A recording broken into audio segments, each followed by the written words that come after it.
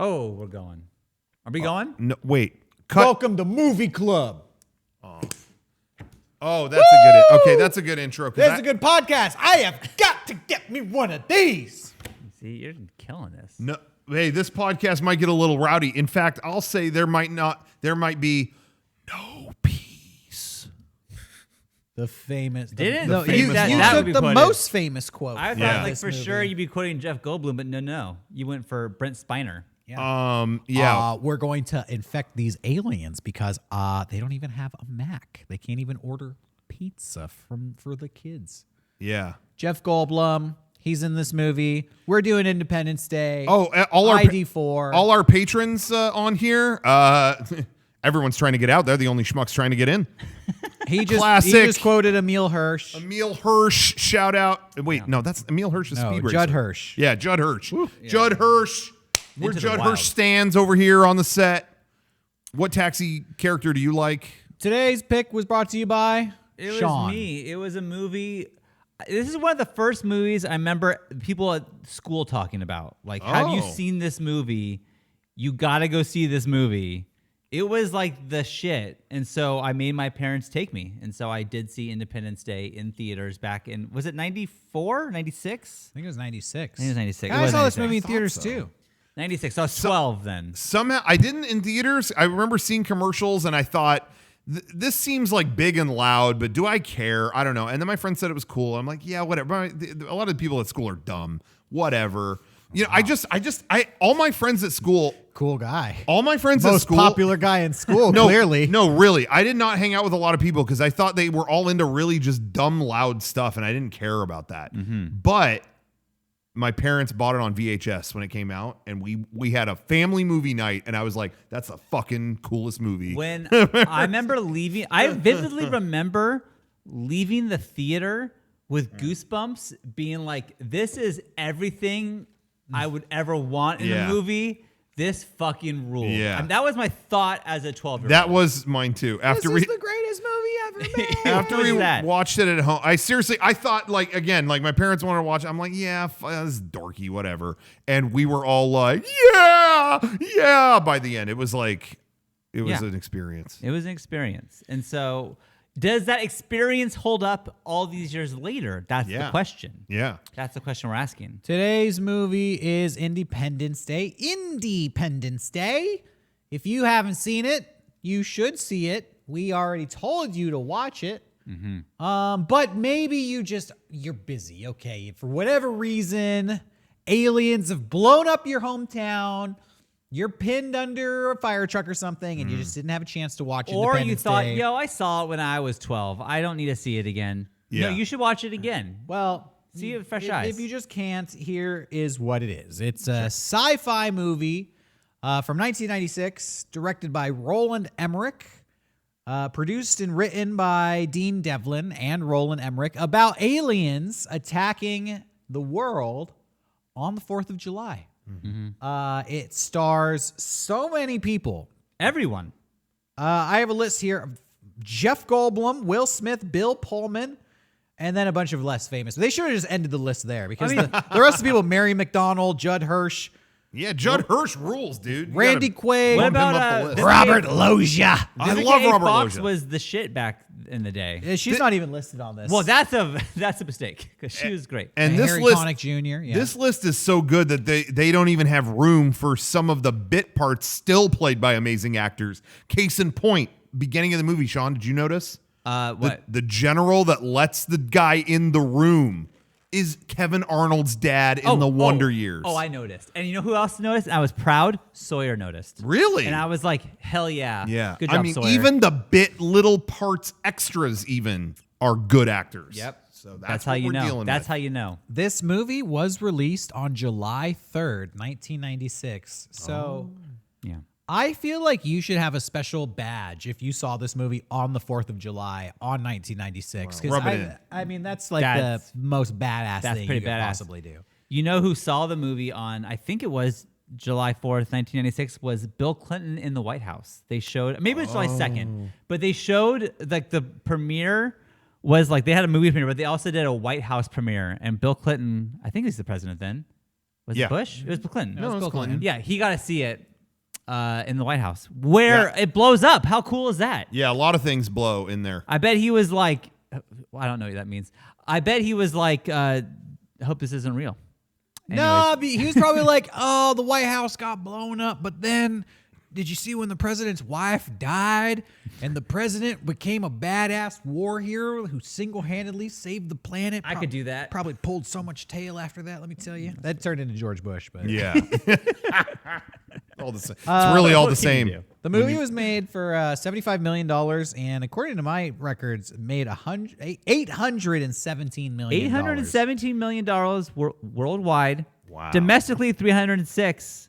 That's pretty good for 1996. I think it was like one of the highest grossing movies of all time at that point. Yeah, I think for a little bit. Before, like, Titanic, obviously later, all that stuff like that. Oh, but I it, didn't even think about that. That was a year or two later. Yeah. But it Wow. was the highest grossing movie of 96. Yeah, and makes sense. And that beat like huge movies. I can't think of Twister was one, but there was a couple that was like, oh, you would think for sure that would beat it, but no, Independence Day came out and killed it. Yeah. that was a good year for movies. It was. Scream came out that year. That was 96? I didn't realize. Yeah, maybe it was 95, but I saw it in 96. Oh. So Roland Emmerich and Dean Devlin were the two guys behind this movie. They had just come off of the movie Stargate. Which is another great movie I loved as a kid as well. I've I never will seen say. Stargate. You haven't? Maybe we should do that for Movie We Club. should. Yeah, because I didn't see that I wanted to see that so bad as a kid, but I was mixed on it when I eventually did. I don't know. I would like to see it now. I haven't seen it since I was 10, but I Yeah. loved it. And I heard a story that these guys went on a retreat to Mexico to finish off this script. They finished it in a Mexican hotel room on Friday. They sent it back to the studio on Saturday, and it was greenlit on Sunday, and they were in pre-production on Monday. What oh my the God. fuck? The What studio weekend. loved this script. Wow. The moment it was completed, they were like, fuck yes. Make Yes. Go ahead and make us 817 million, please. Thank you. And I feel like this movie is just a pretty, it's not highbrow, it's not intellectual, but it's a rock solid blockbuster. It Yeah. is, and this to me is the definitive. This is a blockbuster. This is a Memorial Day weekend or July 4th. This is a summer blockbuster. It Yes. has all the key points, and yes, it's cheesy. Yes, so there's plot holes, but you forgive it because I don't know what it is, but like, no, this is me at least. Like, I forgive this. Go ahead. It is to me the blueprint for the American summer blockbuster. Bullshit and all. Yeah. There it is right there. And I also think this movie was a right place, right time thing too when it comes to effects because it was right at, like a few years earlier, Jurassic Park. Ooh, CGI. Like this is some heavy stuff.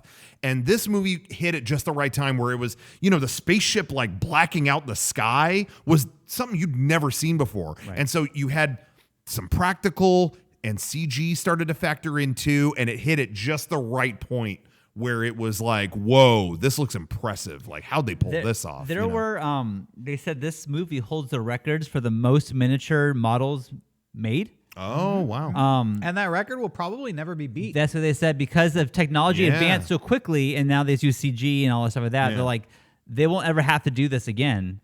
That's interesting. And yeah. so this record probably will never be broken. I was just going to say, this movie looks better than modern day CGI films. Yeah. It looks a great. lot of them. I think blowing up these models in 1996, it just, maybe I'm nostalgic for it. I just think Right. it No. looks good. Yeah, and let me just, I'm not trying to get ahead of myself here, but trying to watch the sequel to this, which we'll get into that I later. didn't try it. I've never I seen was it. just joking. I didn't try to watch that. Oh, yeah. No, but I have tried, and that was my initial thought was there is so much green screen shit in this. How does this not feel as believable as the one you made in 96? And no, I think you're totally right on that. Is like, I mean, you guys out there know. When you try to do as much real as you can, it's always going to look better than There are blue screening everything. and we'll get into the plot in a second. But I'm just say some Yeah. things and spoil it, so just whatever. Yeah. But when the White House blows up, it's one thing. It looks Yeah. crazy. But when I think it's the Capitol blows up, you can feel the weight of like the marble and like Yeah. the whatever they use to make it. You could Yeah. it like It looks fucking great. It Yeah. like really holds up. It's crazy. And obviously there's some things that you can tell like okay, whatever. But it's 96. Like it's still pretty impressive. Yeah. Yeah. So we're going to get into the plot of Independence Day. Highly recommend you watch it before you listen to this because we're not going to spare any details. We're going to talk about all the dirty behind the scenes stories that are going to make you hate this movie. Oh, yeah. Wait, no, that was last week's episode. Yeah. Sorry. This one's going to be really fun. Wait till you hear what the director thought about Aliens. No. So the movie opens on July 2nd, which I love. Right out the gate, is that an intentional joke? Welcome to Independence Day, July 2nd. They wanted that lead time. You know what? I thought a movie that did the same kind of thing was it The Ring? Where it's like in 7 days you die or whatever. And it's counting down the days. Yeah. That to me I like because shit's going down July 4th. Exactly. And I like, oh, we're not there yet, but it's about to get fucking crazy. And I similar thing, Christmas with the Cranks came out at Christmas. That made that movie fucking nuts. By the way, I'm in the first sentence of the plot synopsis and I'm pausing to give you some trivia. The producers, the studio, hated the name of this movie and fought so hard to change the name. They didn't like the name Independence Day. Whoa. And the fact that Bill Pullman, as the president, says the titular line. Yeah. Today we celebrate our Independence Day. They wrote that in just to make sure that the studio would not be able to change the movie. That's great. And crazy. it's impossible to to touch that moment. That's brilliant because as soon as you see that, it's like, well, that's the name of the fucking movie right there. There's no getting around it. What are you going to call the movie after that? Up yours? Yeah, right? Yeah, right. They were competing to get the movie out first because, it's always a thing in Hollywood where there's two movies of the same genre. Yeah. They wanted to be out on July 4th because 1 month later, their competitive movie, or 2 months later, came out. You know what it was? I don't. Was it Fire in the Sky? No. Mars Attacks. Oh, come on. The other alien invasion star-studded movie. You guys like from that the movie? late I 90s. hated Mars Attacks. I only saw it once in theaters. Yeah. See, I never saw it in theaters, but my cousin showed it to me years later, and I was like, I liked what I saw, but it was just I didn't expect it to be like that. In my 12-year-old brain, I was ready for Independence Day 2. Yeah, And I definitely did not get that. Yeah. Independence Day is a movie everyone can enjoy. Mars Attacks is for weirdos. Yeah. I agree. Yes. I agree. That's my take on it. Yeah. Okay, so on July 2nd, the satellites here on Earth start picking up signals from space, strange radio signals, and we get this great shot of the moon being having a big shadow cast over it as this giant mothership approaches Earth. There are so many Star Wars Easter eggs in this movie. 100%. Even to the point where when the first ship flies over, it looks like the opening of Star Wars, Yes. which is the ship flying over you. There's a scene right around here where it's a satellite flying through space and the satellite crashes into the mothership to show you how big it is. How big it is. Have you heard about this Easter egg? No. The top of that satellite, it's a replica of the Death Star. There's Oh. a ball on the satellite. It's literally a Death Star toy, like mounted on a trash can, and that's the satellite. There were so many parts that watching it was like Star Wars, Star Wars, Star Wars. That's so funny. I didn't notice that one. I'm going to be pointing out a couple that I saw and came across, but even like in the opening of the movie, it looks like Star Wars, and there's a little Death Star that crashes into this ship. Yeah, I never noticed. They start picking up these signals on Earth. It's, this movie kind of follows, I think it's like 7 different stories, and they're all over the place. So you have Bill Pullman, who plays the American president. Yeah. You have his, I think, press secretary. Yeah. Played by, I think that's Mary McDonnell. Or Is maybe it Bonnie. No. I don't even know who the actress is, but Bonnie Hunt? she's, I think it is Bonnie Hunt. yeah. She's the ex-wife of Jeff Goldblum. Yeah, Bonnie Hunt. Yeah. Jeff Goldblum is a scientist who works at MIT. You also have Will Smith, who's a guy, he's in like the Air Force or the Marines, living out in California. The movie opens by giving you all of these different stories. You also see Randy Quaid as a crop duster who lives out in the desert somewhere. By the end of the film, all of these people's stories are going to overlap and collide. When I was a kid, I have memories of this movie opening with Will Smith in bed and an earthquake happens. That's how I thought this movie started. Wow. That doesn't happen until 40 minutes into the movie. Damn. When was the last time you saw this movie besides this? Like 10 years ago, Okay. 15 years really? ago. Yeah, me too. It's But been a I while. watched it like on a weekly basis as a kid. Sure. Yeah. Yeah, that's funny. I remember the Star Wars part, like the moon and the shaking. But yeah, I do think I did. That's 40 minutes you're saying into the movie? It's so far into the movie. That's crazy because that to me was one of the first things. You definitely Before we get to Will Smith, basically it's what the fuck are all these ships? The mothership deploys these small ships. They land over all the major cities in America.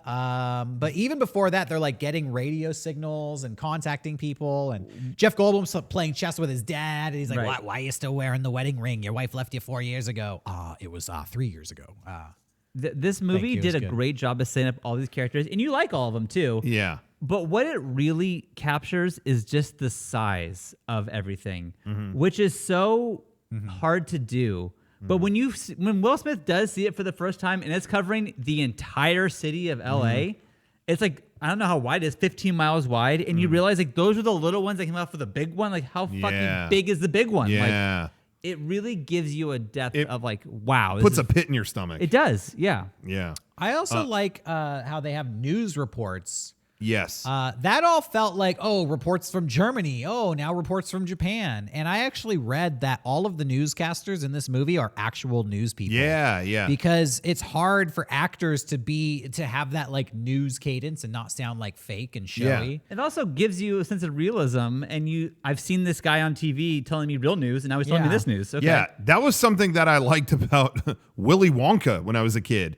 That movie has, here's the news report, and it felt believable. You know what I mean? Like doing that in a movie and actually having someone who knows how to do it, lends important. something to It's it. important, Yeah. Anyway, not to bring up Wonka, but No, I mean, it's relevant. I was just going to say, though, about the characters in this movie, there's something very specific that I think works as well here.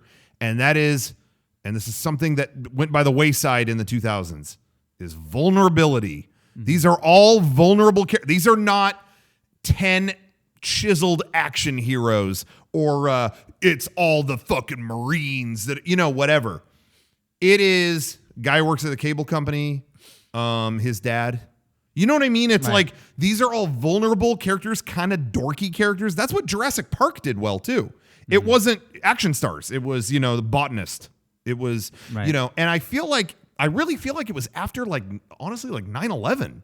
That after that, it became kind of like, let's have like the cool guy doesn't look at explosions kind of, you know what I mean? Kind of thing. Even the sequel to this movie, I feel like kind of succumbed to that. But this movie has a bunch of flawed characters, vulnerable characters, relatable. You know what I mean? Yeah. Like, I don't know. There's something really like tender about that it makes it better. Even the president is vulnerable. And it he's starts not off badass. with them reporting about how he sucks. Yeah. Like it shows you like his faults right off the bat. Yeah. They kind of all suck, and even the president kind of sucks and has to rise to kick ass. And that's just so much more interesting to me. Anyway. Yeah, definitely. Well, I mean, Jeff Goldblum is jacked in this movie. He's super buff. Sure, that's true. Cable technician. But still, he's a cable technician, not a kickboxer. He rides his bike to work. That's why. He's not a kickboxer or a assassin or something. The whole beginning of this movie is very interesting, but it's a lot of, this is why I think as a kid, I don't remember any of this stuff. It's a lot of like political drama. Mr. President, how are we going to respond? I don't know. This could be dangerous. I think we need to evacuate the cities, and all this political stuff. The thing that always was cheesy to me, even as a kid, was when that guy first sees the aliens, but the song End of the World is playing. Yeah. Like that was cheesy. Little on the nose. That was cheesy to me at 12. Like, okay. Me too. I remember thinking the same thing. Like, I know what song this is. Okay. Got it. Whatever. I'll forgive it. Yeah. The soundtrack early on in this movie has a drum beat that apparently is based off Morse code for the word die. I saw that and it made me really excited that if you watched last week and you heard that Matilda used that same Morse code knock, it's crazy they use it in this one. I think if I ever make a hit movie, I have to put die in Morse code. It's good luck in the movie. It's a charm. In this one, it does make more sense, though, in the sense that a little bit. Morse code comes into play later on in the movie. Very true. The director also based it off, he married an alien when he was younger. Let's not go there. Yeah. There's a character that I love in this movie, and it's Jeff Goldblum's I believe it's his gay coworker. Oh, I don't yeah. even know the Harvey name. Fierstein Yeah. is the name of the actor. I don't even know the name of the character or the actor, Yeah. but he talks like this. Oh my He's in, God. The whole movie. Mrs. Doubtfire. he's David. in- Yeah, I love that guy. Harvey Fierstein was like a great theater actor, I believe. And that's but- his real voice, right? Oh, yeah. Yeah, Because what's amazing to me, and I brought this up to Jenny when I was watching, it's like this guy had a career Yeah. with that voice. Yeah. That's impressive. That Like, made him iconic. It almost, made him yeah. iconic, and everyone loves him. But it's like that is a terrible voice, and Yeah. you were able to make an awesome Make it career out work. of it. Yeah. Yeah. Good for you. You know what's funny though? They did this guy dirty because of all the people in this movie. You pretty much at some point or another think everybody dies. They mostly come back and Mostly. survive, except for this dude who Aw. gets wasted in the Yeah. initial alien attack. Couldn't have Gets them all make it, I guess. crushed under some flying cars, and literally his last dying words are, "Oh crap." Yeah. Yeah. I love doing impersonations of this guy. And, you know, I was never quite clear as a child of his dynamic and what was really going on there. He was always just a fascinating character to me. And I don't know. I just really like him in this movie. Apparently, he said "fuck my lawyers" when he was going to call. Like, who should I call? Like, I'll call my lawyer. No, fuck my lawyer. But then the movie would have been rated R because of that line. Oh. So they just. Oh, he still. I think he still says "fuck my lawyers," but it says "forget my lawyers." Like they dubbed over it. Oh. Yeah, he has a line. Which like, is so funny, like thinking about it, like all the things that happen in that movie, "fuck my lawyers" Yeah. is gonna get you an R rating. It's Come weird on. because typically you're allowed 1 or 2 fucks in a PG-13 if it's just done like "fuck you" or "fuck this," not Yeah. "I'm going to fuck," you know. But I wonder why. Maybe I don't know. That's really weird. Because the Did- lawyers saw the movie. Oh yeah, maybe. MPAA is all lawyers. I'm just wondering if there are any other f-bombs in the movie that maybe. I don't think so. No, I don't think there's Yeah. a I single don't think one. there's one. But maybe that's just it. Maybe it wasn't even as much as it. You know, they're just like, yeah, we don't need that. I don't Maybe. know. Anyways, whatever.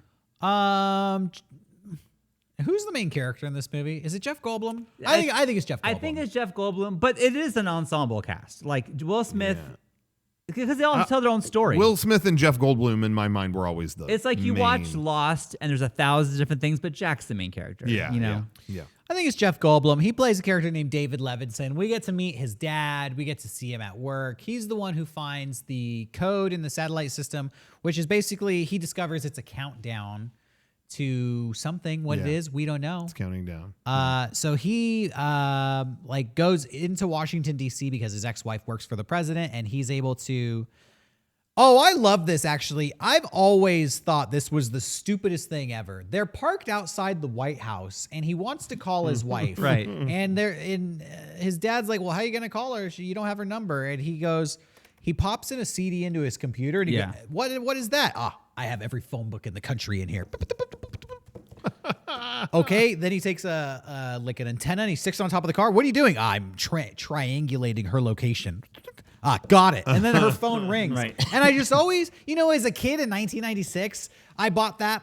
But when I watched this movie in the early 2000s, it was like triangulating her location. Yeah. You're just pulling Yeah. sci-fi tech out of your ass Yeah. at this point. I don't know if you remember that scene where he says he has every phone book in the country on his laptop, but I guess if you pause that and look at the screen there, that is a hotbed of Easter eggs. Oh. Really? Yeah, look at the locations. I never did, yeah. I didn't either, but I found that out looking up this movie. There are so many Easter eggs on that list. It has phone numbers and street names on it, and some of the street names I wrote them down. But there's a President's Way, Yum Yum Drive. Oh. Theme Park. That was a good one. A bunch of other stupid names like Roland Drive. Roland Emmerich is the of director, course, and sure. it's Drive Right. is abbreviated, so it looks like Roland Director. On the Road. On the is the name of the street, and then Road. It's a Jack Kerouac book. Oh, that's- wow. Skywalk, Star Wars reference. Oh, there you go. And so many other ones. So, little funny Easter eggs. You thought Independence Day was a serious film, but they're just having a goof. Yeah, We're just gotcha. goofing around. We're having fun here. It's Comedy Day instead of Independence Day parody. Yeah. Exactly. So Jeff Goldblum gets into the White House. He's able to talk to the president and basically tell him, it's a countdown. David, tell him. I just wanted to. I was hoping somebody would slow his scenes down and put them on YouTube like they did those Apple commercials. Yeah, I'm sure they drunk did somewhere. Look up drunk Jeff Goldblum. Yeah, honestly. On Independence Day. Yeah. Let's go to Will Smith. Will Smith is a Marine who's dating Vivica A. Fox. She's a stripper with a heart of gold. I don't think you could find a more stripper with a heart of gold than Vivica A. Fox in this film. Yes. Stripper with a heart of gold. She literally saves all the survivors in Los Angeles with a hijacked truck after with the a fire aliens truck. attack. Yeah. Yeah. But Will Smith, basically, these guys are in love, but he has to go to his military base, and then the aliens attack, and he gets put into a squad of air fighters to go attack the ship. I've seen this movie so many times, but the plot is really hard in my mind to line up because there's so many things that happen. Right. And that's the thing is, you're saying they wrote this, and it's this is not the easiest script to just say A to B. Yeah. Yeah. It really is just this happens, and then that happens, and this guy does this, and then that leads to this. And what I think is great about this movie, what they do a perfect job at, is showing you the progression from aliens arrive and every logical step up into we are fighting. Right. Yeah. Which is let's try to communicate with them. That didn't work. Okay, well, let's try to, they send up a helicopter with lights. Yeah. right. And it's Operation Welcome Wagon, but that thing gets shot down. Yeah. Okay, all right. Oh, well, these things are aggressive. Okay, Yeah. well, let's send some fighters to intercept it. Yeah. And then it turns into a fighter, like a jet fighting thing, but the thing is too powerful. Everything the humans try fails, and it's just time and again, oh my God, the aliens are going to win. Right. Yeah. You're fucked, dude. You can't win. They really properly show the escalation of it. Yeah. And every attempt that we maybe would try to do, Yeah. But then also you have every type of American's response to it. Right. What would a military guy do? What would a farmer do? What would the president do? So, you really get every angle of everything on this, and that they really makes it do fun. show you there is nothing we can do. Yeah. There's nothing we can do. Yeah. What's happening is going to happen, and we just have to try to survive that, which is interesting. So Will Smith, as a fighter pilot, gets into a dogfight with all of these aliens, which, by the way, Star Fox. Oh. Let's not forget Star Fox 64. Do you remember Star Fox 64 had that level where it was a big mothership above a city, and then you had to fight all of the mothership's little drones? That thing was directly I remember just being oh my God, that's the scene from Independence Day. You could finally do Interesting. this scene. As a kid was so cool. And I feel like 90s kids forget how mind-blowing this fight scene was. Yeah. As a kid, I just thought this was the coolest thing ever. And I always wanted a video game that would allow you to recreate that scene. I remember thinking why don't they do an Independence Day video game and just make it that scene? And then they did it for Star Fox. They did it in Independence Day video game, which I heard was not good. Oh, yeah, it was not good. I don't even remember that. Yeah, I played it. I wanted it to be good. I played it for about 1 minute. That's usually how it goes to video game movies. Will Smith kind of breaks off from the fight and gets in a chase with an alien, and he is able to eject from his plane and confuse the alien so much that the alien crashes. He approaches the crashed spacecraft on foot and opens it up. And when the alien comes out, he punches it in the face and says, "Welcome to Earth." If you never see anything else from Independence Day and you only are familiar with this scene, you're probably good on all Independence Day cultural references. Yes.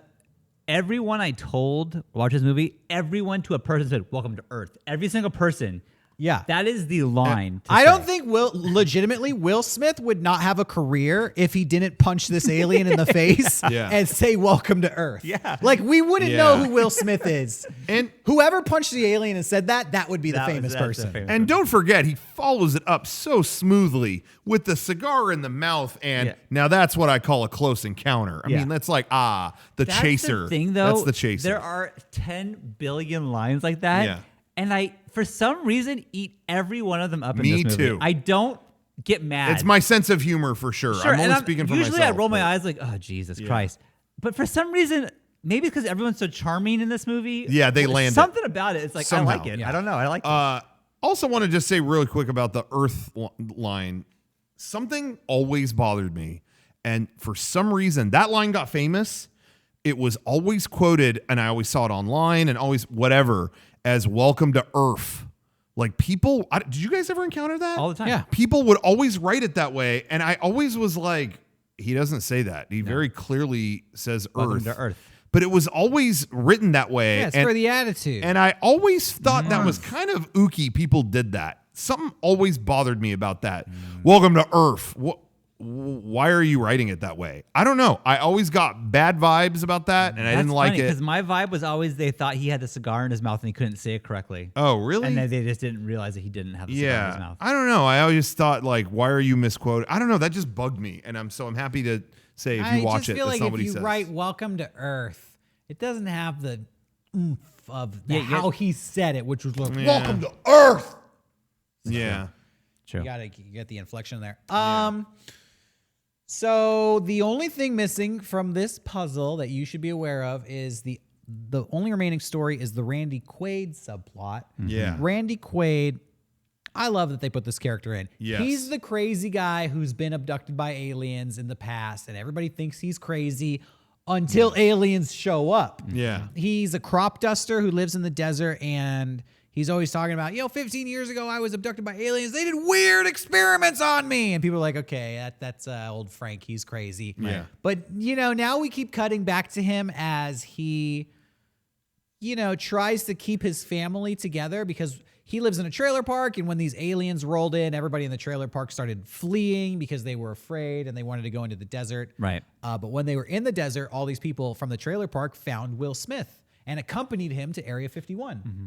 So I just wanted to mention that Randy Quaid is here. He Yeah. factors into the ending of the movie. I was convinced as a little kid that his son is Keanu Reeves. I thought for sure. Yeah, that was Keanu Reeves. That's so funny. When I was younger, I didn't know the actors so well, and I kind of got confused. Well, about And that I too. was convinced that the younger son was Joseph Gordon-Levitt. And that's also a good call. They both look like very similar. Yeah. And neither of them are. They aren't. But I only knew Keanu Reeves from Bill and Ted's. I'm like, that's like from Bill and Ted's. Like I for sure I've been. I kind of just wasn't sure about the whole And thing. I'm pretty sure that I might be wrong, but isn't that younger son the kid from Detroit Rock City? I think you're right. Oh, is he? I believe you're right. Yeah. I know the girl's in Mrs. Doubtfire as well. Yes. Yeah. But that's interesting. Yeah. I think So- you're right. I think you're right on that. Sorry, real quick. I also read that in that scene when they're all the RV's driving through the desert and all that all the crew and actors were getting sunburns on their legs, but they were wearing pants because it's so bright and the ground was my so God. white that the light was reflecting up their pants and getting their like shins Their sunburned. ankles. Isn't that fucking crazy? That is amazing. It's like going when you go skiing and you go snowblind because it's so bright. Right. So this movie is great, but I don't know if you know this. This Randy Quaid subplot is one of the most changed aspects of this movie. First of all, there's a whole story with this family that is gone. Okay. Yeah. There is I remember hearing about this. an entire additional character in this movie that you've never seen. Whoa. Which is the blonde, curly-haired boyfriend of the daughter. I've seen the deleted scene. I Whoa, I saw don't them know somewhere. What this is at all. So Yeah. And please yeah, tell you're me. right. You're And right. so and then there's a different ending of this movie where Randy Quaid, we'll talk about this later, but the movie ends differently in regards to Randy Quaid's role in it. But I guess the deleted subplot is that here's what the Independence Day you never saw. The Randy Quaid story. He is this crazy crop duster who has 3 kids, but they're not all his children. The oldest kid in a deleted scene says, "You're not my dad. You just married my mom." But then Randy Quaid says, "Well, maybe not, but I'm worried about that other kid, the younger brother." And he's like, "Well, you can't even get the medicine he needs." And apparently that kid has some horrible illness. Oh. And Randy Quaid is always trying to get medicine for him. That's a reoccurring subplot. Yeah, And then there's this yeah. one line in this movie where the girl is like canoodling with a boy and he's Yeah. like, "You don't want to die a virgin, do you?" Right. That turns into a whole nother subplot where she starts thinking, "I don't want to die a virgin," and she is trying to like find a guy to hook up with. What the And Yo. she has this like curly-haired blonde boyfriend, and later in the movie in Area 51, when all this shit's the aliens are attacking, she's like, I don't want to die a virgin. And he like takes her hand and he goes, well, if you die a virgin, I'm going to die a virgin too. What the? Because I just think that's pretty special. All of that was cut from the film. Yo, That's like for the best. yeah, we don't need. Let's get back to the aliens. Yo, 90s directors, stop. Maybe chill on the teen girls. Yeah, what the fuck? Situation. I'm glad they cut that. Yeah, did not need that. Didn't need that.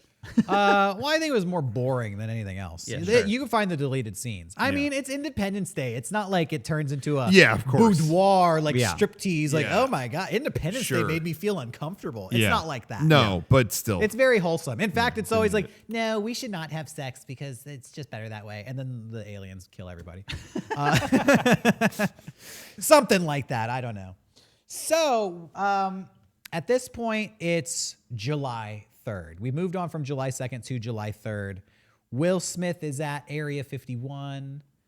And I've skipped over the fact that like Will Smith had this air battle with the aliens, but they also attacked every major city in America. Yeah, Right. Which that part is one of the most impressive parts of the movie. In fact, like I remember the commercial for it, and you see the White House being blown up, and I'd be like, "Whoa!" Like, oh man! And that was like on the poster. That was like the VHS cover. That was everywhere. I remember when the VHS came out. That was when I had seen it. But in our math class on a rainy day, he was like, "Well, we're not supposed to watch movies like Independence Day, but like, let's just watch It was just those parts. Yeah. The math teacher was like, I don't think I'll get in trouble if we just watch the explosions." And that's what we did. And it was just actually playing it. And then again in slow motion, like, oh, see how they did that? Like that. We were really fascinated by it. It was like, how do you think they did this? You know, So, that's kind of neat.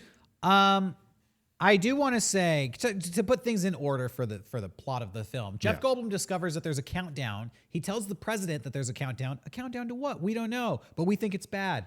Ships have moved over every major city in America, and president says, evacuate all the cities. And when the countdown hits 0, all of the ships open fire. Doom, doom, doom, doom, doom, doom, doom. They blow up the Empire State Building. They blow up the White House. They blow up everything. All of Los Angeles. LA and Houston, I think, or whatever. Yeah, they annihilate Houston. That's what happens on July 2nd. On July 3rd, we launch our counterattacks. Which one of my favorite things, and what was so fucking crazy, was you finally see the ruin of everything. Yeah. And then it cuts to Black July 3rd. It's like, holy shit. Yeah, you're like not even the 4th yet. Yeah, we have a whole other day before we get there. Like, and, what the fuck? Yeah, and this movie is awesome just for that, because at that point you're like, all of humanity's just been wiped out. End of the first day. Oh fuck, dude, this is a 3-day long story. God Shit. damn it. It's just great. It'd be like being halfway through Star Wars and then they finally see the Death Star and go, oh, it looks like we're going to start a motherfucking Star War. Like, oh, we haven't even seen that yet? Yeah. We haven't done that? They should have added that. I don't know what else there is to say about the effects other than it's awesome. We've already said it's record-breaking. Holds up. I won't go into it on this show, but I would say if you like Independence Day, look up some behind the scenes on the special effects. Yes, because it's for sure. I think it's super fascinating. In fact, definitely, Independence Day had so many good behind the scenes and promotional material. I saw like a 30-minute special, and the first 15 minutes is a fake news report, basically. Yeah, and I remember it's like, that. ladies and gentlemen, I don't know how to say this to you, but alien spacecraft have landed at every major city around the world. And they basically go through the plot points of Independence Day up until this point. But it's a TV special. It aired on Fox, and it is presented only through the lens of an actual news program. Right. Yeah, that was dope. I remember that. They also did, and this kind of shit is what I am into. They did an hour-long War of the Worlds type radio drama of it. Oh, I didn't for know the that. BBC. Oh, it's that's on awesome. YouTube if you want to find Okay, it. I wanna All of listen this to stuff is on YouTube. Yeah. The great thing about Independence Day being such a blockbuster is that there is so much ancillary. If you love this movie, there's a lot of bonus material.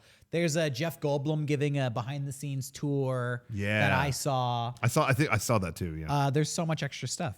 Yeah.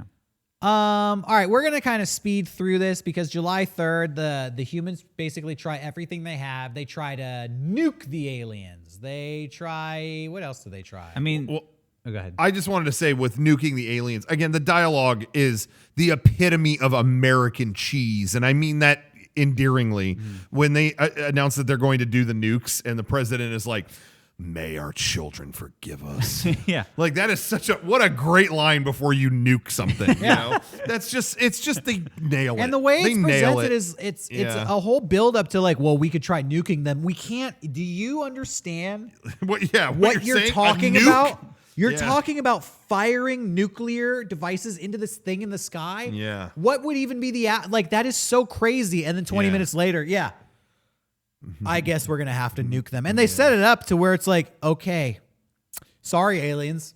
Yeah. Yeah. So you asked for this. We didn't want to do this, Yeah. but fuck around and find out. And so they nuke the aliens. Well, Got him. I don't see anything up there. I think skies are clear. Nice. Woo! Oh, hold on. Wait, no, all of our systems are coming back online.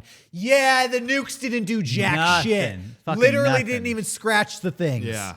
And you're just thinking like, we're fucked. Yeah, we're fucked. what's And in like you what's better than a really nuke? feel that What are we sense gonna of do? like there's nothing you can do. It's so and those hopeless. ships keep going to different cities and then annihilating them and then moving on. And that's what's so great about a line like "May our children forgive us."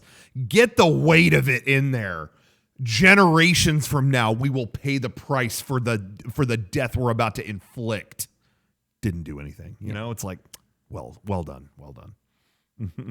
Yeah, definitely. And I love the scene too where also before they authorize the nuke, they do end up at Area 51.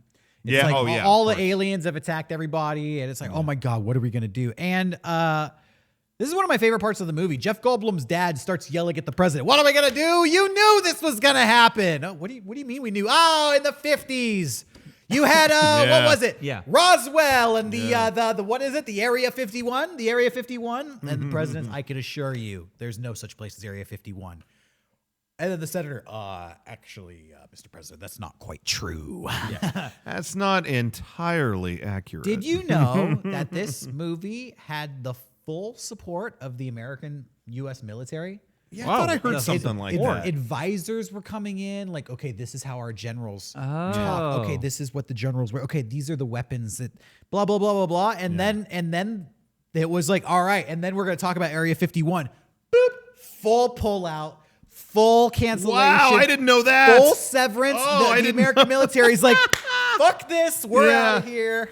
I did not know that. Yeah, That's It awesome. severed everything. Wow. That's so interesting. Yeah, and another thing I found out about this Area 51 set is it has blue drapes everywhere. It's every window is draped with blue drapes. Apparently, their plan was, this is going to be the most bustling place you've ever seen. We're going to blue screen in hundreds of people working in these windows. Yeah. And they put all the blue screen in. The director's like, it kind of looks cool just being blue. Yeah. So that whole set is draped in blue, and you would never think of it, but that's just blue screen that they were like, fuck it, just leave That's it in. great. You know, that That's probably saves a lot of awesome. money. Yeah. It probably looks better, honestly. It's Yeah. probably better they didn't do it. Yeah. Yeah, you would never guess. Yeah. Damn. So Happy accidents. they're there at Area 51. We're coming to the end of the movie here. Yeah.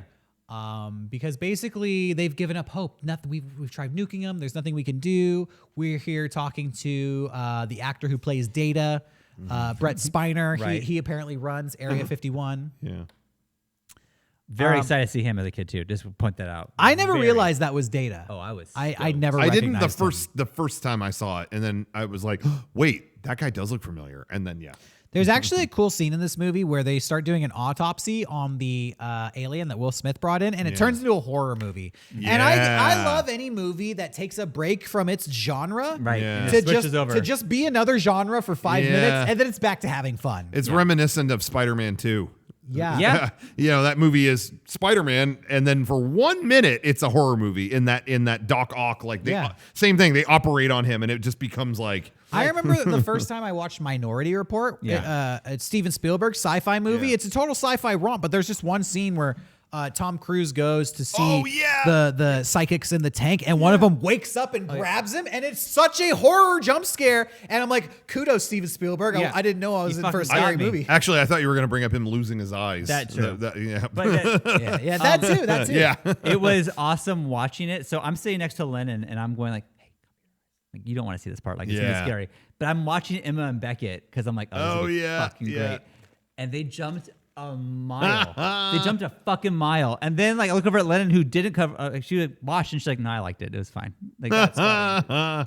Also, I just want to point out the alien has an exoskeleton like helmet on. How hard did Will Smith have to punch that thing? Real hard. He knocked it out for 3 hours. Oh, I didn't even think about it. Like, imagine somebody, you have a bicycle helmet on and somebody punches you in the head and you're out for 3 hours. That's a hell of a punch. Well, I read that. Welcome to Earth, indeed. The designer gave the maybe the director 2 concepts of aliens. Like, here, this is what I got. Came up with. Which one do you want? He's like, can we do both? And so that's why they put one inside the other one. Oh, nice. Big and small. Yeah. Big and tasty. Nothing has worked. It's the 11th hour. It's the darkest hour. Jeff Goldblum has given up hope, and his father finds him laying on the floor, and he says, "Get up, you're going to catch a cold." Bingo! Jeff Goldblum goes, "Oh my God, that's amazing. We're going to infect the mothership with a virus." Did I say get up, you're going to catch a cold, or You did. code? You Cold. said Cold. Okay, cold, good. yeah. Just making sure. Because they're going to use some corrupted code to give the mothership a computer virus. The perfect, flawless example of the American blockbuster stretch. Mm-hmm. Hey, go ahead and shoot at that ship. Sure, what'd you do? I gave it a cold. What? I gave it a virus. You know, like that is almost like a South Park episode. You know what I mean? But it's the perfect, like, yeah, that's a fucking stretch. I'm in. I'm so in. Yeah. Yeah, so their plan is to take they have one of these alien ships at Area 51 that they recovered from the Roswell crash. They're going to take it, fly it up into the mothership, and then Jeff Goldblum is going to hook his 1996 IBM laptop up to the mothership using what has yet to be invented, Wi-Fi, somehow using some wireless connection with the alien spaceship. He figured out the alien operating system pretty quick. Yeah. So they might be running That on was like no problem. I think the aliens were running on Mac OS Sierra. Yeah. I don't know what they had And back they don't then. even have to click Snow Leopard. or install anything. He is force installing this virus. naturally happens. I can't even airdrop your phone without you turning contacts on and off. But Like, this is the man who triangulated his wife's location he knows in his the shit. White House. He He's can got do, it. he can Good do point. anything. He went to MIT. It works. life finds a way. Yeah. And they are able to bring down these super powerful shields that all of the spacecraft have had. And then people on Earth are able to launch their own counterattack. And they do another great American blockbuster. America organizes every army in the world Yeah, to of work together. course. They call the Russians. They call the Japanese. And it's Robert Loggia, Mr. President, every army is ready to go. But how do they contact them? They can't call and they can't send, emails. They have to use Morse code. Yeah. Old technology the aliens didn't even think of. Yeah. Got them. Stupid ass aliens. Dummies. But Didn't think the about that. American army, the Air Force is like 2 guys short. So close. 2 guys short from being able to launch a successful attack. So literally a general goes out to Area 51 and goes, "We need pilots." I'm not making this up if you haven't seen the movie. "We need pilots. Anybody here fly a plane?" And Randy Quaid, drunk ass Randy Quaid, literally I think he's drunk in this scene. "Yep, I fly." Good enough. They put him in an F-14 fighter pilot. Yep. Oh. They're like, "Oh, this guy flies a biplane. Put him in a $3 trillion war machine." No problem. It's the same thing. Got it. That's one guy. Okay. We need one more. Who could it be? Yeah, the president. Yeah. Oh, yeah. I used to be a fighter pilot. And Yeah. Mr. like Robert Loggia, his top commander, is all for it. "Oh, Mr. President." It's like he gets fucking giddy. And like- "Oh, you really gonna go do this?" Oh, this guy's fucking They crazy. mentioned earlier in the movie that the Joint Chiefs of Staff and the Vice President are all fucking dead. So literally, if this doesn't work and this guy dies, there's no one in to charge. Yeah. It's going to end up maybe Randy Quaid as president. There's no one else to It's go very to. close at to being point. that. These aliens got to be shitting their pants because you got Alpha and Omega, the president of the United States, and some drunk farmer coming for you in the same fleet. Once the shields go down, a second dogfight breaks out, and the humans are doing pretty good. They have a fighting chance here. They think that they can take down the mothership. It turns into this Star Wars moment Definitely. where this mothership has a laser that's so big it can destroy anything, and it's going to fire it down on Area 51. But if they can attack it and blow it up, they might be able to take out the mothership. But they all run out of rockets except for Randy Quaid. He's got one left. He's got one left. Saving it. This is my favorite part of the whole movie. Is it? Yeah. Because to me, it's like you have this big budget, credible effects, all of this kind of stuff. I love when they bring out the least important thing to do the most important thing. Mm-hmm. I always love that. And to have Randy Quaid in a jet fighter, that's what it comes down to. And he's got all the one-liners and he's got whatever. That's always been my favorite part of the whole movie. So he has one rocket, but it misfires. It's still active, but it's stuck on his plane. And immediately he decides, like, I'm just going to kamikaze this bitch. And he flies into and remember, he's been abducted. He's been experimented on. He hates these aliens. And, I'm getting chills just thinking about it. As before he crashes into him, he goes, "Hello, boys. I'm back." Yeah. And he kamikazes into it and takes down the mother. He saves the day. Yeah. This ending was rewritten and reshot. Yeah. Because the original ending tested so bad with audiences. Yeah. They had to refilm this. Did you hear about this? No. Didn't they reshoot this like 1,000 times or something? They- or am I remembering wrong? They had to completely reshoot this ending. Yeah. Because in the original ending, Randy Quaid, they go, "Anybody here know how to fly?" And Randy Quaid goes, "Yeah, I do." And logically, the guy goes, "No, thanks." You're a fucking drunk. Like, Nope. nah. And he gets mad and he's like, I can do it. They don't think I can do it, but I can do it. And you don't see him again. And then at the end of this movie, the president's still out there like, "Oh, dang it. We used all our missiles. We have nothing left." And then Randy Quaid in a biplane comes my God, his flying crop up. dusting plane. Yeah, I it is- saw that. It is Okay, crop yeah. dusting plane. He goes, "Don't worry, Mr. President, I'm packing." Somehow he has the How does he have the? he has the radio to the president's F-14, and they go, "All right, we'll escort you." And the F-14s escort the biplane, What the fuck? and then it's all the same thing. And I heard that he improvised that line, "Hello, boys, I'm back." And when they refilmed it, they're like, "Okay, we're gonna refilm this, but say that again because that was good." Wow. They changed it for two reasons. What were you gonna say? All I was going to say was, as I remember as a kid, this is a weird thing, when I saw it, thinking the way his footage in the cockpit looked different than the rest of the movie. I really had, I'm not joking, as a kid, had he that has thought. a different haircut.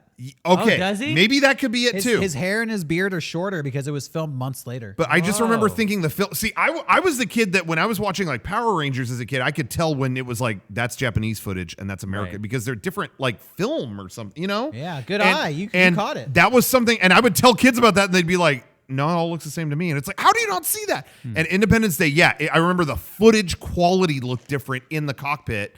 And yeah, maybe those other things too tipped me off, and I didn't know that at the time, you know. But I remember thinking it looked different. Something was weird about that. So test audiences felt like the movie was pretty believable up until this point for whatever reason. But like an F-14 just like flying, or a biplane flying into an F-14 battle, people were like, this was like Looney Tunes. Yeah, that's a was bit much. Literally like Bugs Bunny in an airplane like saving the day. But then they also felt in the way it ends now, he is just in the fight and the thing malfunctions and you get to see him think like, "Oh, I'm still going to go for it." Right. And he makes a decision. And in the original, it was like, "They don't fucking believe in me." And he walks away and concocts this whole plan to be a suicide bomber. Yeah. And these audiences were like, so he just planned to abandon his children. Yeah. Like, he's been planning this whole time. Yeah, And it better to make that a last second, A last-ditch effort. Like, yeah, whoa, like, he I'm gonna decides have in to the do it. moment, and And it's then he more even says, like, "Tell a my children way I better. love them," and Yeah. that's It's because they're like, "Hey, this is really coming off like he doesn't love his Yeah. children." Right. So they're like, "Put in the line, tell my children I love them." Because That as works for me because I get the chills thinking about it. yeah, seriously. And as a kid, when I heard him say that over the thing,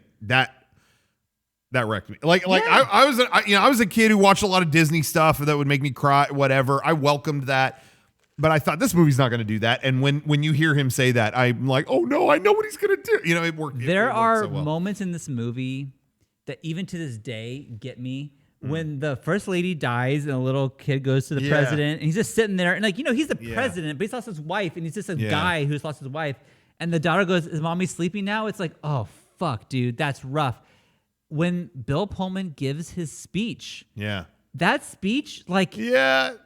it's so cheesy. Yeah. And It is. We will not go quietly into the night. Yeah. Once it was over, Beckett looked over at me and went, "That's a good speech," and he was like fucking amped because that speech, like, it gets something in you where it's just like you are ready to take on the world after that fucking speech. That to me is one of the top American like movie moments.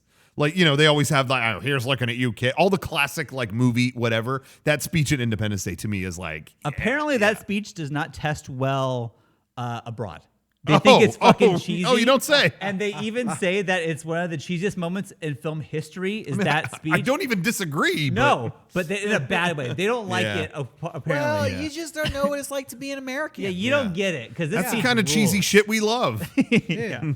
We're gonna go fight those aliens, and we don't give a fuck. Yeah. That's basically the gist of it. Basically. People. Well, last week we saw what the French audience is like in their films, Yeah. and I guess agree to disagree. Yeah. Call it cultural differences. This is our Independence Day from that. Yeah. Anyway. So that's the end of the movie. Randy Quaid saves the day. He's able to take down the mothership, and pretty much all the ships all over the world get taken down. Using that weakness, they exploit that. Back up in the mothership, the mothership. Yeah. Where Jeff and Will are. Jeff and Will are. The part where they fire the nuke at them. Yeah. Like I don't know about that. It's so stupid. Like the graphic comes up and it's like a skull going, Yeah. And then it's like, this is so lame, but I forgive it. I don't know. Like it's so stupid. It's so fun by that point. You're in at that point. I saw this interesting piece of tidbit of trivia that I guess Roland Emmerich cast Jeff Goldblum because he liked him in Jurassic Park. Oh yeah. And one of his favorite scenes in Jurassic Park is where the T-Rex is chasing them in the Jeep. Classic scene. And the T-Rex is like gaining on them, and Jeff Goldblum's like, must go faster, gotta go faster. Yeah. And I read that Roland Emmerich liked that so much, he wrote a scene in this movie just so Jeff Goldblum could say that line again. Oh. Well, he said it again. Yeah. And at the end of this movie, when they're trying to escape the mothership, the doors are closing on them, and Jeff Goldblum's like, gotta go faster, must go faster. Yeah, And it's like, yeah. That's great. That's a good line. Yeah. Their dynamic together was great. Perfect. And I read that a lot of it was improv. It Yeah. was just them going off each other. And You having could fun. tell, and I always, as a kid, laughed so much. Nothing but love for you. No, well, we love it. Oh, great to see it. Yeah. Oh, the fat lady. You're obsessed with the fat lady. All of that felt very off the cuff, like, you know. And it was. I loved it. Also read that Jeff Goldblum cannot smoke cigars. Cannot. Like, doesn't know how to do it. Oh, I thought you were going to say wife wouldn't let him. No. So, no, like, he chokes or something. So, in this movie, he's smoking a cigar. He didn't light it. He didn't keep it going. He would hand it to a person to smoke it. Oh, interesting. And then they'd be like, all right, Jeff, it's your take. The guy would hand it back, and he'd be like, okay. All right, we are smoking cigars. That's so funny. So you're saying it's for the look. He don't light it. No, that's the other guy. You got me damn it. confused again. Who are we talking about? Will Smith? I got Jeff Goldblum and Will Smith's music careers mixed up. I always do that. And then they made a sequel, which was even better. So that's that's all of Independence Day. It really, have you guys seen that at all? No, God. I watched like 45 minutes to an hour, and it was like it almost plays like Halo. Like it's in the future, we took all the aliens' technology, and now our world uses it. Already, I'm checked out. But that's what I mean. That's what I mean. In 5 minutes, I was checked out. I was like, that first movie, it's all relatable, vulnerable characters, and here we are, and it's fucking Halo. Like, it was so disappointing. So anyway, I never finished it. Oh, wow. Yeah. Let's give this some popcorn shakes. This, to me, is the absolute perfect blockbuster movie. It's cheesy. As I said, there are problems. I forgive it all. My favorite movie of all time is Back to the Future. It's not the best movie. Yeah. There's a lot of problems with that movie. But it hits all the notes, and I have fun the entire time, and that's this movie. And I think I give it 5 stars for what it is. Like, I fucking love it. I loved it as a kid, and as an adult, I wasn't so sure what I was going to think, and I still eat the whole thing up. So 5 stars from me. Yeah. 5 shakers. I'm sorry, 5 shakers. Yeah. I have a funny story that I forgot to bring up, but I'll give it some shakers. I give it 4 out of 5. I think it's a great movie. It's not perfect, so you know, it's not a 5-star movie, but I think it's definitely solid. I can't imagine hating this movie. I can imagine watching it and being like, okay, like, I mean, can I imagine somebody disliking this movie? I can see you thinking this and that are stupid, but to not have a good time during this movie, what's going on in life? Yeah, if you can't, I was just gonna say, if you don't like this movie, you're probably in a bad mood. Yeah. Like to me, it's impossible to not have fun. At least, but I can say I'm not gonna say it's like the greatest movie ever made. No. I'm giving it 4 out of 5. What I was gonna say as a funny story is, I guess one day Robert Loggia was fucking pissed off. He plays the general in this movie. I love that actor. He also plays a gangster in Sopranos. He's a tough old guy. Yeah, he was the mob boss in Scarface, that Tony originally worked for. He was like, he wouldn't come out of his trailer, and the director's like, Robert, we need to film. And he's like, this fucking movie. What the fuck are we doing here? Oh my God. Piece of shit fucking film. And they're Loggia like, rage. What is wrong with Robert Loggia?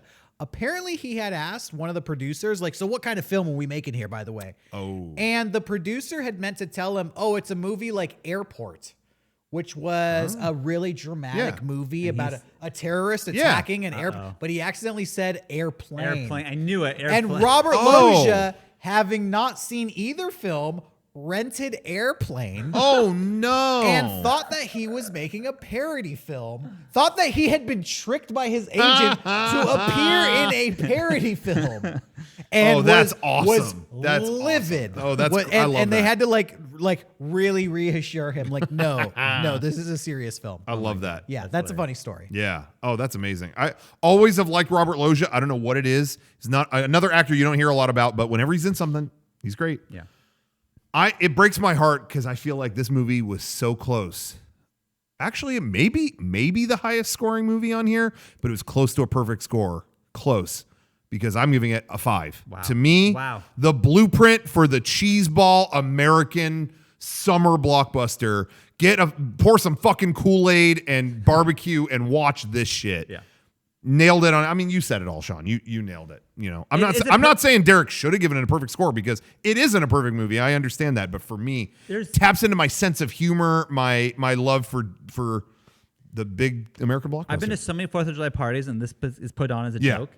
As a joke. Yeah. And by the end, the entire party is watching it. Always. So, that always. to me is why it's a 4 and not a 5 because, and I can't explain it, but there is something about this movie. You can't take it completely seriously. There's a little bit of irony to it, and I can't quite place my finger on it. There's a level of cheese where it's just like, maybe it's that they don't take it all the way serious, and I think they're very aware of the problems in the script or whatever. But they're just like, who cares? It's fun. Like this is not an Oscar-winning movie. No, the visual effects, yes. I mean, at the end of the day, we're gonna give an alien spaceship a virus. Yeah. I know how to do it. They hand wave it. Yeah, that's not good writing. So your 4 is still very generous. But I think we've all been very generous. It's super entertaining. Exactly. It's super fun. Yeah. A 4 out of 5 is not a bad score. No, not at all. And I think that this could be the highest rated movie we've ever done. Yeah, I don't remember. The Prestige was the one before it, but I don't know what that was. I thought it was 16. No, I can't be right because that would be. No, I don't know what it was. Yeah, we have a list. We can consult it. Yeah, it was Prestige. I just don't remember if we had 2 5s in there, or maybe not. I don't think so. Well, anyway, do you have a movie for next week? I bet you don't. You know, we didn't really discuss it ahead of time, so I bet right now you're thinking you probably don't have one prepared. I thought that. Now I'm scared. But I had a backup just in case I didn't have a. You know, there's a lot of big movies out there, a lot of big discussions. But I had a backup just in case I couldn't think of any of those movies. So we're going to have to go to the backup. Okay. There's a movie made by a legit production company, Lucasfilm, makers of Star Wars, Indiana Jones. But there's a Black Sheep movie. Oh, and they gave their all to make it, but it wasn't favored by the public. So do we favor it? I don't know if you guys have seen this movie. We're going to visit for the first time, Howard the Duck. Okay. I've never seen Howard the Duck. Yeah. Howard the Duck. Dark cloud in the Lucasfilm All archives. I know about Howard the Duck, and I haven't seen it, I'm pretty sure it's a live action movie about a human-sized walking duck. Yeah. Sounds like you've seen it. Is Elizabeth Shue in that? No. I'm pretty sure there's a sex scene in this movie. I'm pretty sure the duck has sex. I'm pretty sure. That's all I know about this movie. Does the duck fuck? Come back next week and we'll let you know. We'll find out. Good night.